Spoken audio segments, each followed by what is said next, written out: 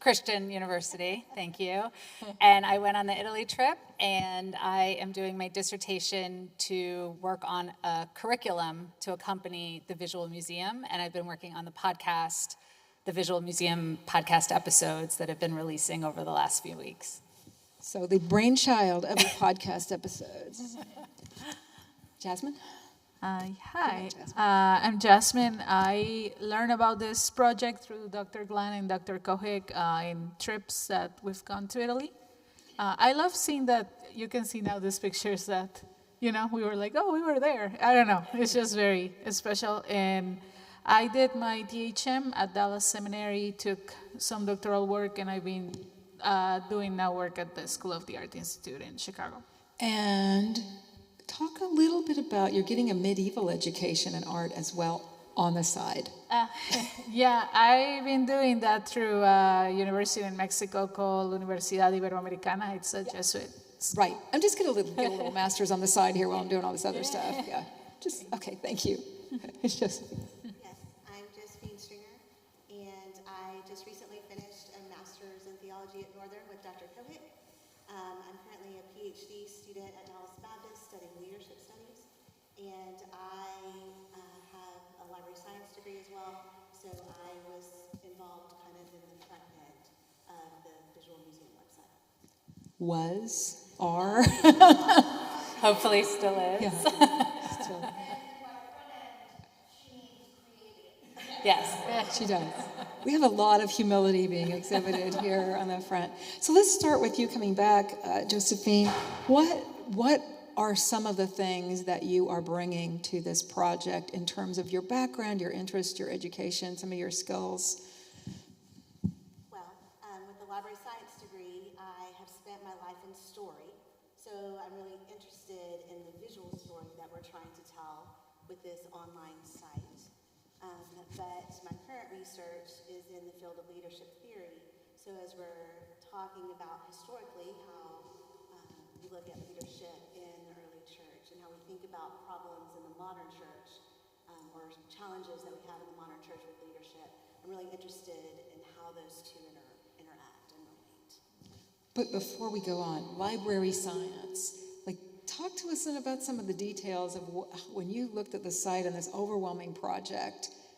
What does a librarian say this is going to be necessary? I think that one skill that every librarian, Sharon can back me up on this, has in the room is that they organize things. They put things in order.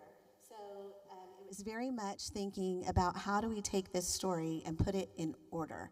What do I need to have on the back end when you want to be able to search a site that needs to be in place, that needs to be put in order so that you're finding what you're looking for? So what are some of those back end things, for example? So when we're looking at the story, we need names, places, dates, cataloging information. It's really interesting that it's not just when you're creating cataloging content, it's about thinking about how every single user who's going to come to the site with a different goal in mind, how they're going to interact with that content.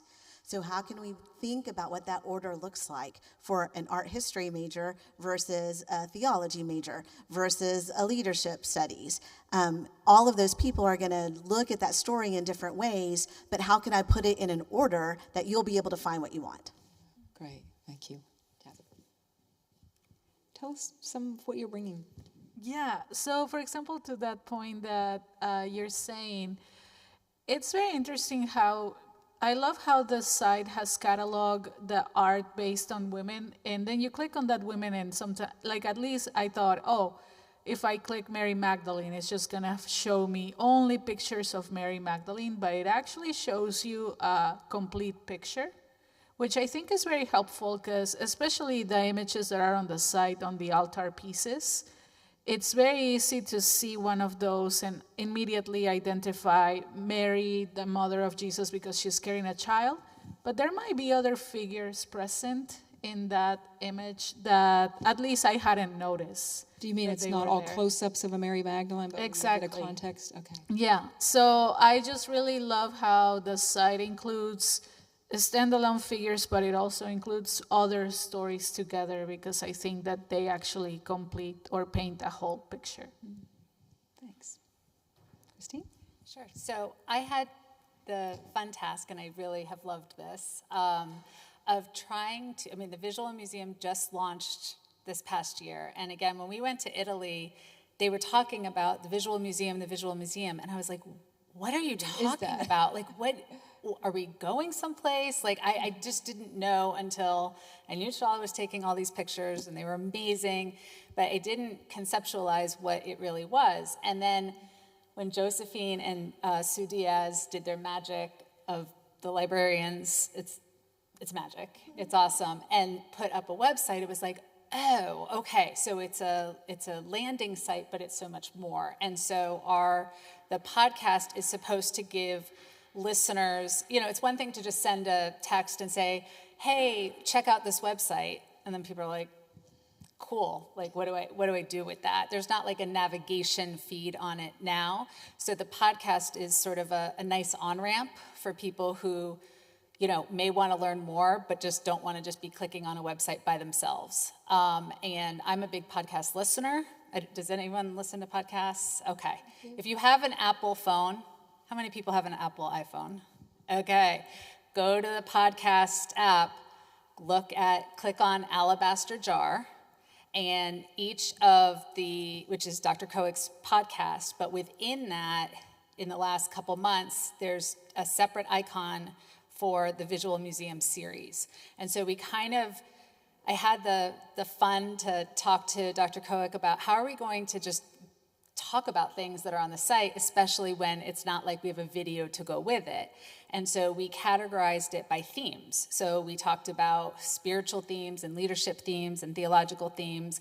And so we didn't necessarily want it to be like a who's who necessarily, because that gets a little too simplistic. Kind of like if you know all the US presidents, that's fine, but unless you know when they served and what was happening, right? It's one thing to know that Abraham Lincoln has the top hat and a pipe, but unless you know that, your knowledge is going to be so incomplete unless you know what the times were when he was president. And so it's fine to say, oh yeah, there's St. Lucy, or there's St. Agatha, or there's someone that I didn't know about. The goal of the podcast is to actually bring them in to tell their stories so that they become complete individuals on their own, but also as part of the story historically, theologically, so it's accessible for everybody. And so what we did, if you don't mind me talking for a minute. That was my next question. Okay. Yeah, so we categorized it in terms of time frames, between all the time before Constantine came to power and then after. And not that Constantine is a religious figure in his own right. It's just a demarcation point, so that prior to that time, that's like when actual persecution happens, right? Or before that time, and then after, maybe people are complaining that at Starbucks that they don't say Merry Christmas, and that's their form of persecution, right? We're talking things like beheadings. Yes, so the beheadings were like, mostly prior to that time, so that when you think of the martyrs, this is actually a martyr who lost their life. This was, you can understand the times. And then we will go after that time and try to set the scene. And so we've got themes like, virginity and martyrdom, and mothers and martyrs, and strong women leaders. And then we have art history so that you can actually know what you're talking about. And then what we have is, I've tried to do good, we'll see. I don't know if we're doing comments yet from people, but an intro and an outro. So the outro at the end of each episode will actually then describe the art that was talked about in the episode, and that you can go to the website, and then kind of, you can go later, you can go while you're listening to the episode, and we'll have the featured images section, and that will have all of the art that we talked about. And then I'll kind of just explain a little bit. This is what we talked about. Please notice this, so that you have your history, but you also, again, have the art, which is...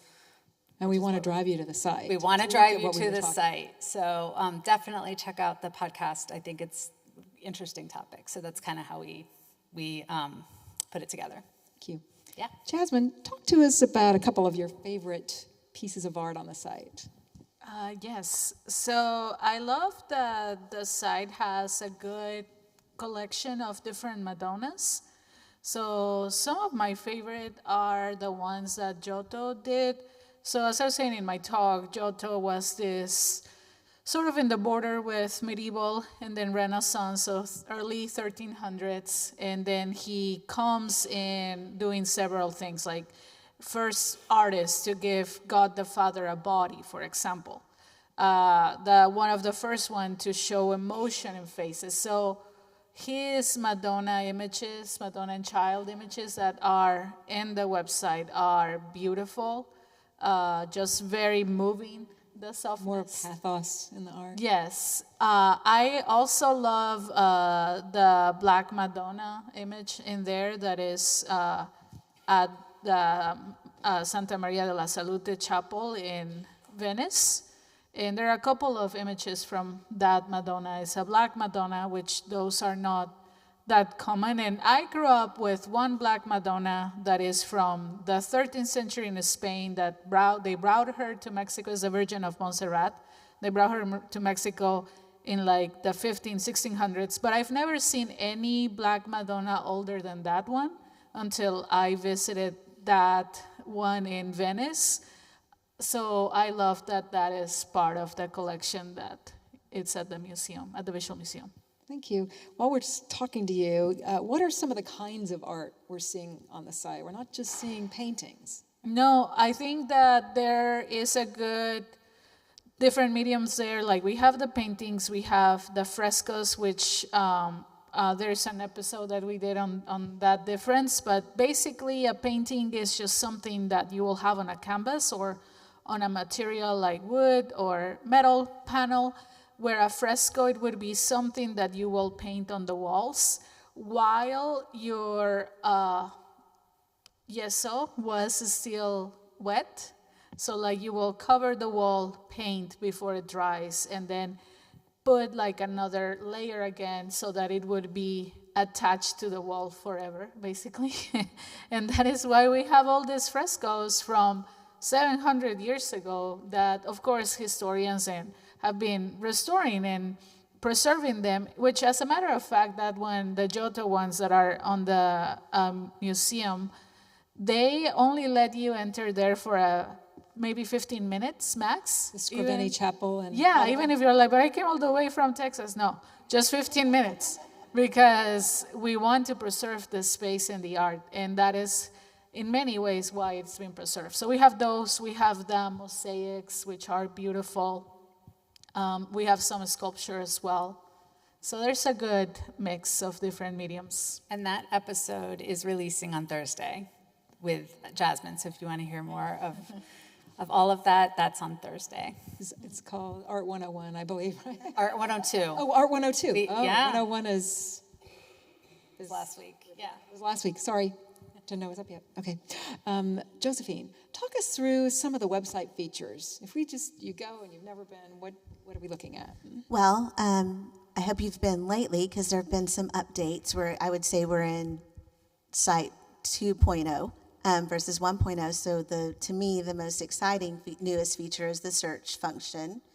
And even that is in its beginning stages, but already is really remarkable. You can search eventually you'll be able to search by art medium, by the title of the piece, by the person or the character that you're searching. So there's lots of that already present, but there's even more coming. So that's very exciting. In addition to the images and being able to search them that way, there is going to be a growing collection of teaching elements. There's not that much new addition from version 1.0, but there is a lot of that in the works. I would say that the transition between last year's site and this year's site, it was a huge learning curve. There were some things that we anticipated, and then as the site was picked up by Josh and his team, there's a great team in Kenya that's working on the further development of the site. And there's some things that we anticipated that would be challenges, and they've worked through those beautifully, and I think they're doing a great job. What are some ways that you hope people will be using the site? I mean, I think we've seen a great already example of ways that people are using the site for scholarship, for personal reflection. I know that I've used the site, and I'm not in theology classes or art history classes, and yet I have used the images of the site in my leadership presentations. I've found them very helpful to bring the stories of Christian leaders to in a visual way to people who've never heard those stories. So I don't know that anybody would have anticipated you would have used them that way, but I do. So. Hopefully getting out of silos. If you go on the site, you'll notice every photo on there you can download, and it comes with free permission. So we hope you'll populate your presentations and your newsletters and your pastor sermons and all of that with visual images. So, Jasmine, what are some suggestions for the average person to view art? Like, you just come to it and you feel like maybe you don't have any education to it. What are some suggestions? I think that something that you can start with is doing the parallel between the biblical story and the art. So looking first for images that we already know that are familiar to us, like the figure of Mary or the topic of the crucifixion. And then specifically, one of my favorites is the crucifixion, because a lot of these medieval art images there have many elements that we read in the biblical story how it happened, but then when it comes to the art, many of these artists included elements that were related to the crucifixion, but it's something that maybe is not, like a lot of them, for example, you're gonna find a skull at the bottom of the cross, and it's representing Christ crushing death, for example. Or you see angels around, you see the figures of the Marys and John there. So I think that it's a good place to start, for sure. And then, I don't know, I would suggest, even in our churches, something that I would love to see more. I was talking to someone earlier how it's a sad thing that as many great things we gained from the Reformation, we lost so many as well. And one of them was spaces like this. I mean, how many of us, we go to places that it's called Chapel John, but it's nothing that tells you it's a chapel, apart from a tiny cross in the back, you know? So the art, and especially in Christian art, is meant to be contemplative. It's meant to draw you not to a place of idolatry, but to a place of connection with God in ways, and it's meant to develop your imagination. And that is something that it's not wrong, it's not a sin. On the contrary, it's something that really, we were created for beauty. And God has given us this wonderful pieces of history to delight in them and to accompany us in our spiritual journeys. So, Christine, you haven't just done the podcast, you've actually given us some of the backstories on some of the people. Talk to us about, who did you research? Yeah, so that was really great fun. So on the site, I did the commentary and the biography for Theodora, who was an empress in the 6th century, and has a beautiful mosaic of her and across from her husband, the Emperor Justinian, in Ravenna that you can see. And also St. Agatha and St. Dorothy. And these are ones that I, as a Protestant, I had really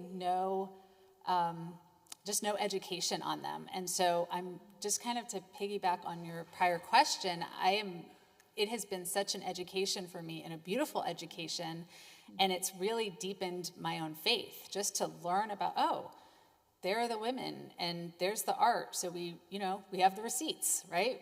We here it is. This isn't like made up. Like not only is it written down, but it is preserved in art. And if you have multiple pieces of art showing the same story, then it's not just some fictional fantasy that some artist thought up.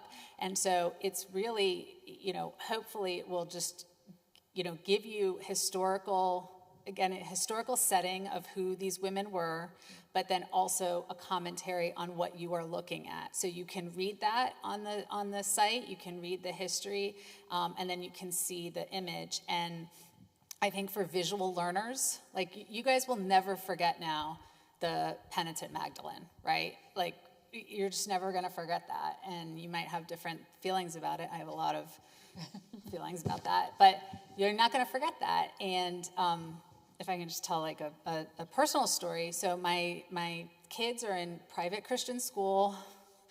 We've been Christians all our lives, you know, we're trying to teach them. They've not lacked for Christian education. And so my son said, oh, we have to do a project on Acts, and we had to pick a chapter. And I said, oh, that's interesting. And he's 16. It's not like he's 4. And I said, what did you pick? And he said, oh, Acts chapter 2, Pentecost. I said, that sounds great. I said, so what are you going to talk about? And he said, well, you know, the Holy Spirit came down on the 12 apostles. It's like, no. It's like, before chapter 2 comes chapter 1, and there's lots of people there. And by the way, here are 2 pictures so you can see. And I showed him, he was like, gosh, the Visual Museum again, Mom.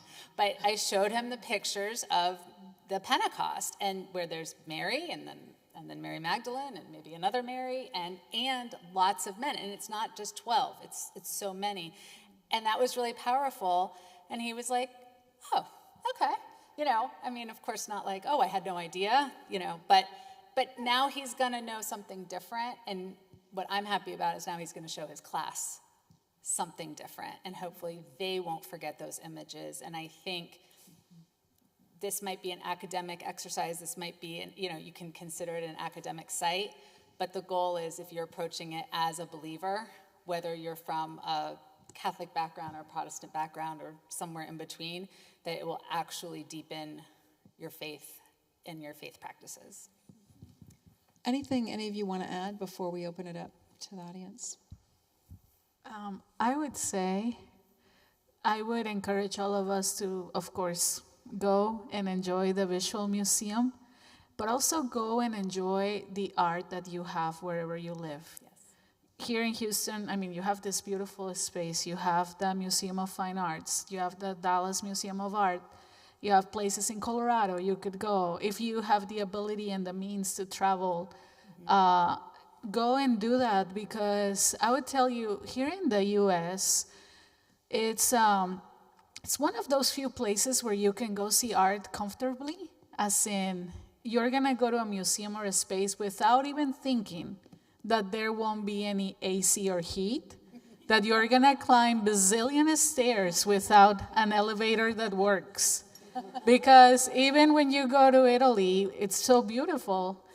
But I mean, you go to that Uffizi Gallery where so many of those images come from, and you start at the bottom of the bottom and like start your journey from there. And it's nothing bad or anything, but I guess just we sometimes in the US don't realize how much of that we have right there that is just not a thing in the rest of the world. And it just gives you so much appreciation when you go out and experience those things. And it's just gonna make you expand. Even no matter how old we are always constantly learning and expanding our worldview.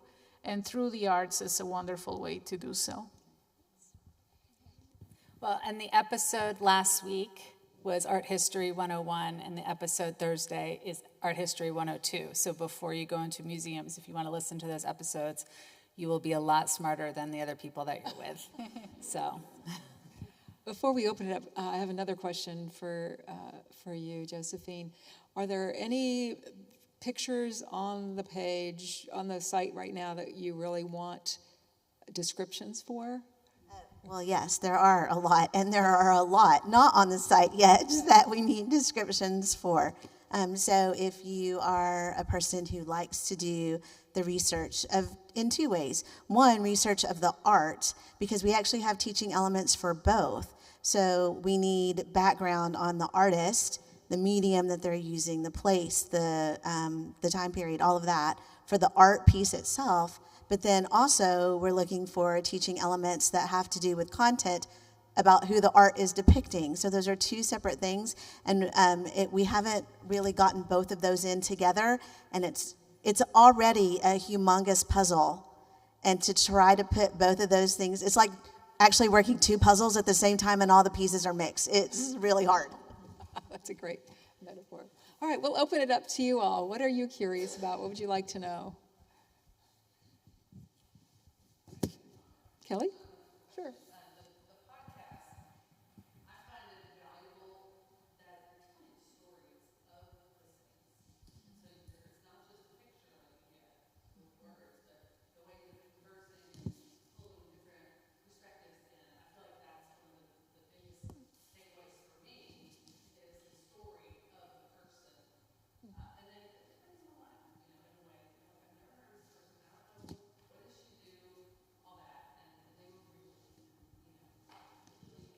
Like who? Pick one that you've listened to. No? Lucy. Okay. Kelly has a dog named Lucy, so now you know what, her backstory is. Okay. The Virgin Martyrs. Gotcha.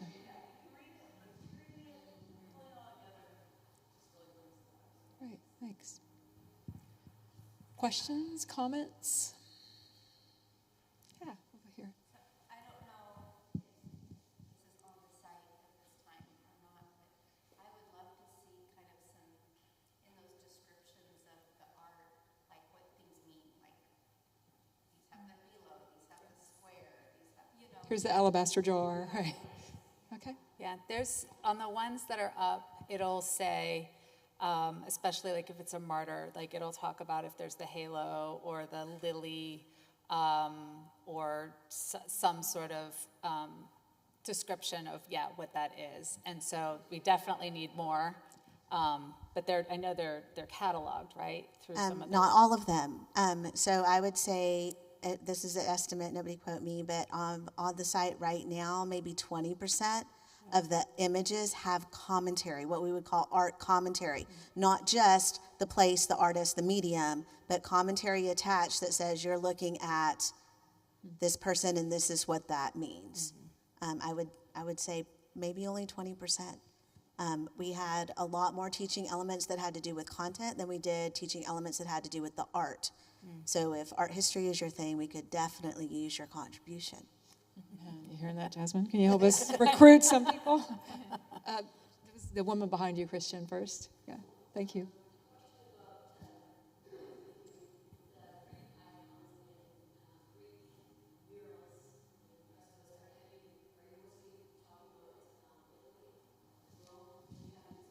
We started there. We want to go to Ethiopia and Greece and Germany, and we want to go all over the world. We want this to be an international thing. And we are willing to travel. Yes. As long as we get the funding. Because, Christian is willing to go. Yeah. So there's going to be a QR code at the end for funding. We'd love help. Yeah. Christian, what was your question? So, us who are gathered here clearly have an interest in certain things. I think my question would be, if it was someone who was not in this space, would be like, why do I care about a painting that some dead European dude did 700 years ago? Like, why should I care? So, for people who may have an interest, like, I have an interest in it, but for people who may ask that question of, like, why does this even matter? How does this affect, like say the stories that I've been told or have taken in are not been told. Or not been told. Why should I care? Why should I care?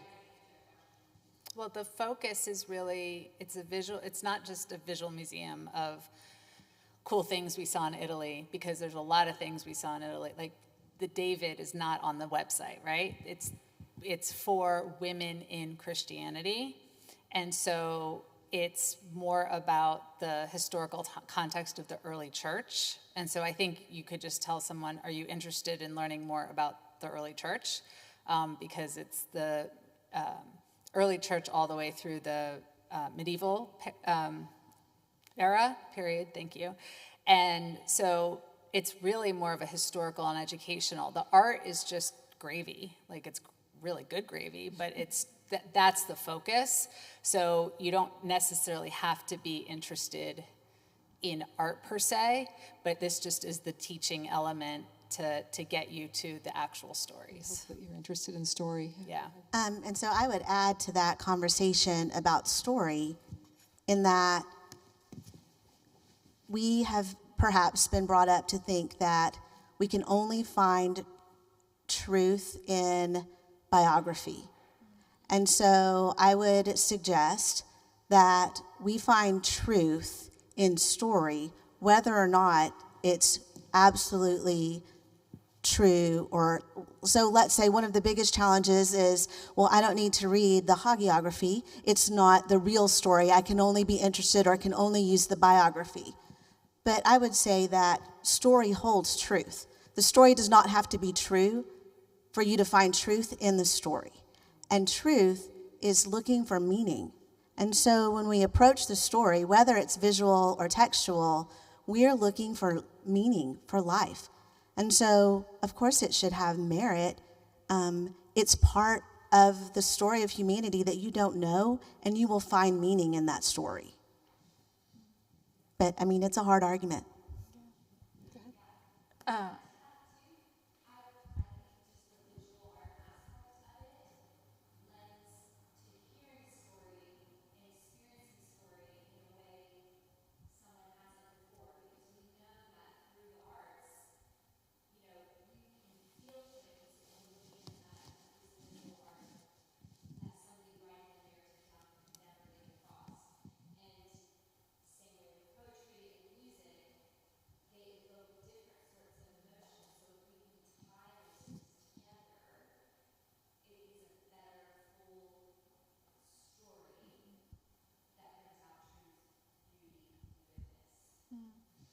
Did you want to add something? Yeah, and I was going to say too, also, in many ways, the secular, to say, world works like that. For example, if you go, I love the Nobel Prize website because they will go as far as they can to when they started giving Nobel Prizes to people.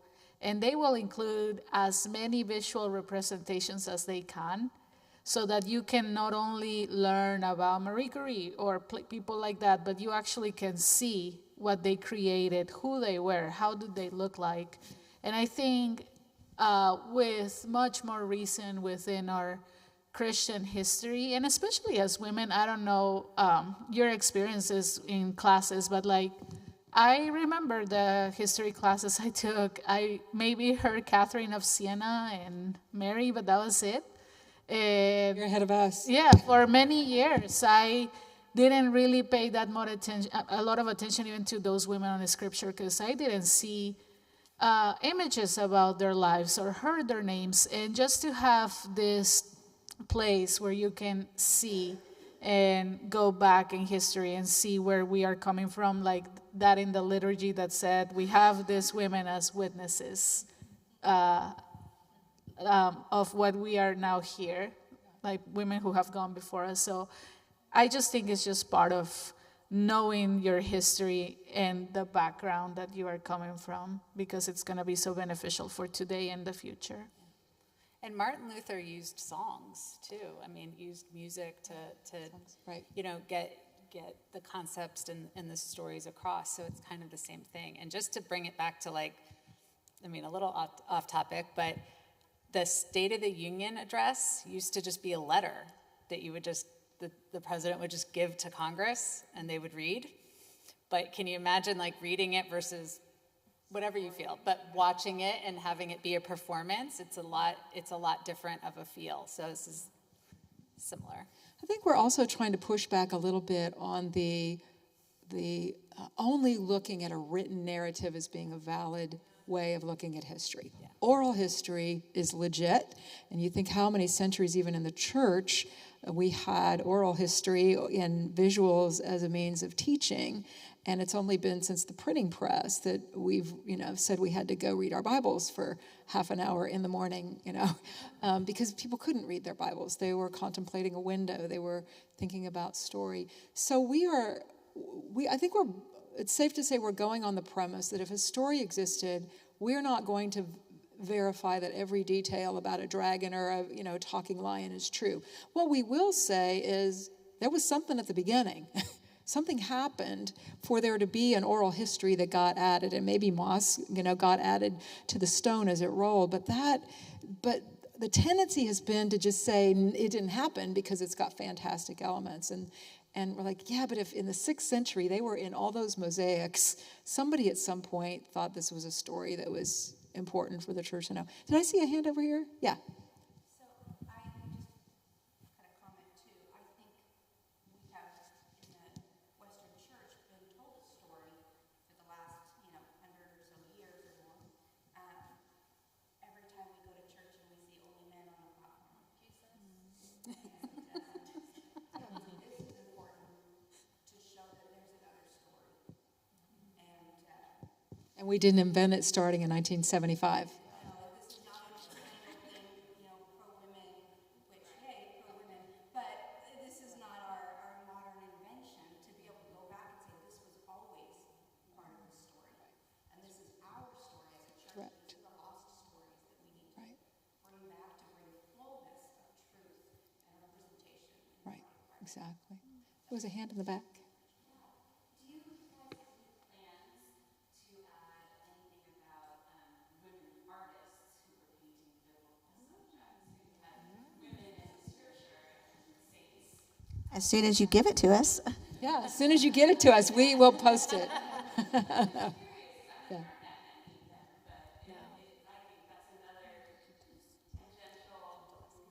I mean, they do. Christine can give you an example. They do. There's Artemisia? 2 pictures of Judith and Holofernes, and there's, right, the cutting the head. Oh, and just Gentileschi was the female, right? And that portrayal, she's just in it. She's got her hands, just full of blood, and she's, it's so much more emotion, and the woman is so much more powerful. And then there's another representation, Caravaggio, and it's a little more like, oh, okay, yeah, yeah, Yeah, was it? Yes. Maybe we'll do an Artemisia section of the Yes. website. I don't know. Yes, there's a hand back here. I'm so much enjoying the intersection of art and theology. It just grips my heart because the Houston Museum of Art, by the way, is free on Thursday, so I can do paper card games. So Yeah. just send that to the Houston people. But one question, and I know your focus is New Testament forward, but I'm reminded in Peter how he said Sarah is our example. So is there any intent to, at any point, go even further back in the story, the Old Testament? 5.0, we love to do all the Bible women. But it's really a priority now to get a more international feel on the women in the early church. And part of our prioritizing of that is just what's been said. Like, people don't realize we are standing on the shoulders of women that did exist, and it wasn't that we suddenly appeared in the church, in America in 1975. And so that's the first layer, but we got 2.0, 3, 4, 5. We're going to keep poor Josephine employed for a very long time in her volunteer work. Okay, Lynn, would you like to add one thing, and then we need to wrap it up? Yeah, so we're also somewhat beholden to what the art is. And so the catacomb art does have a lot of the Old Testament. And then you move into post-Constantine, and it's still there, but just a little bit different. So I resonate very much with what you're saying, and you can concentrate on that. I also was thinking, in addition to all the places that you mentioned, is also Ireland. And some of the group is going to Ireland, and that's a very ancient Christian space that we also. Who's going to Ireland?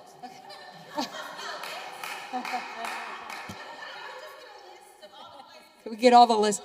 It's everywhere in the world. Go. We deputize you to take photos, and please document what you've done. Anyway, we need to wrap it. Thank you. Please give a hand to our panelists.